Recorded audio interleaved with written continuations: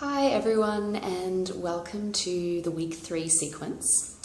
Today's sequence it's going to be a little slower. We're going to incorporate some yin postures to complement the yang style. So the yang style being the faster moving, breath and movement, heat building, strengthening. Yin postures we hold for a longer period of time. So usually around 3 to 5 minutes, but today, because we're working with compressed time, we're going to hold the yin poses for around like 1 to 2 minutes.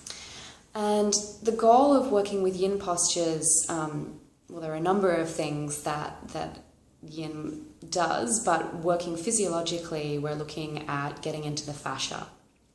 So the fascia is the connective tissue, which is throughout the entire body. It's like a honeycomb network of tissue that encases organs, it moves through muscles, it kind of holds everything together. Like if you took away the muscles, bones, blood, organs, and just saw the fascia network, you would have an entire blueprint of your human body. It flows through all of you. Well, it doesn't flow, it's tissue. But we're looking at getting into the fascia to stimulate hydration in the fascia. It's not so much that we want to stretch it, but we want to kind of get in there and stimulate the fascia, get some prana flowing into the fascia and hydrate it, because it can become, over time, if we're not kind of getting deep into the fascia, it can become brittle, and then that's going to affect the whole system's function. We're also going to be working with meridians today.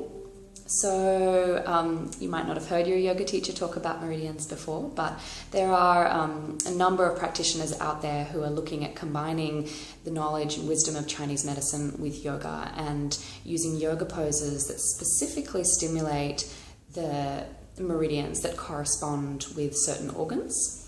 So today we're going to be looking at the kidney and bladder meridians. So these meridians are, gosh, they do many things, but they're looking at kind of elimination. So the bladder organ is holding our urine ready to expel. That's a yang organ. The corresponding yin organ is the kidneys. And the kidneys have a huge job in processing the nutrients in the blood, sectioning things out, keeping what's good, and detoxifying and purifying what we don't want. In the space of an hour, about 60 litres of blood will flow through your kidneys, so they're hard-working organs. They're also the site of our adrenal glands. So for those of you who don't know where your kidneys are, if you take your hands and just place them sort of at your lower back, and there's a squishy spot in between the firmness of your pelvis and the tops of your hip bones and the lower ribs. And the kidneys sort of sit right in there on either side, and they're about the size of your ear. And on top of the kidney, each of your kidneys are your adrenal glands. And your adrenal glands govern your nervous system functions. So when we have a lot of adrenaline, we're pumped up, we're fired up, we're ready to go. That's the sort of the fight-flight response, or the excitement, exhilaration response.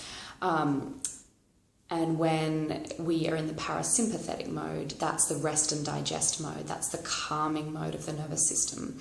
So by working with the kidneys, we're also working with our nervous system function. And for those of us in wintertime, really important to nourish the nervous system, because it's a time when, it's cold, our focus turns inward, we're restoring, we're gathering energy in preparation to then come out afresh in the spring. So that's a little lowdown on the sequence today. The sequence video is going to be separate because, that way you can just get into it when you're ready in the following days. So yeah, I'll pop up some pictures on the Facebook group as well of the kidney and bladder meridians, so you can check those out and see where they are in your body. And I hope you enjoy.